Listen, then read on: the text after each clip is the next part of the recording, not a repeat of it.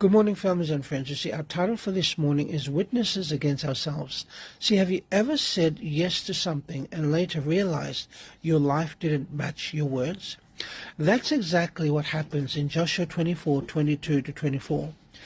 Israel boldly declares, "The Lord our God we will serve."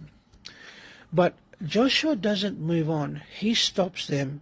He repeats the appeal.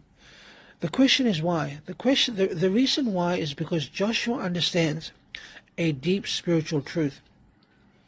Words are easy, surrender is hard. Israel had a long history with God. They had seen miracles. They had crossed the Jordan. They had conquered Canaan. Yet Joshua knew something else. Idols don't disappear just because people attend worship. So idols were still hidden in their homes, in their habits, and in their hearts.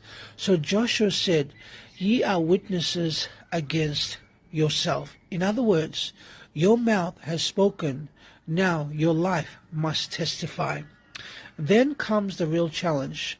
He says, "Put away the strange gods and incline your heart to God."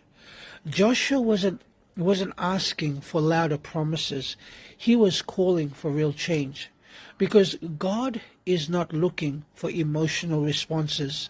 He is looking for undivided hearts. And here's the takeaway for us today. You can sing the songs, say the prayers, claim the name, and still keep idols tucked away. Joshua reminds us a decision that costs nothing changes nothing. So today, God asks us the same question. Not what you say, but what will you put away? Because when we choose God, we don't just speak it, we live it. God bless.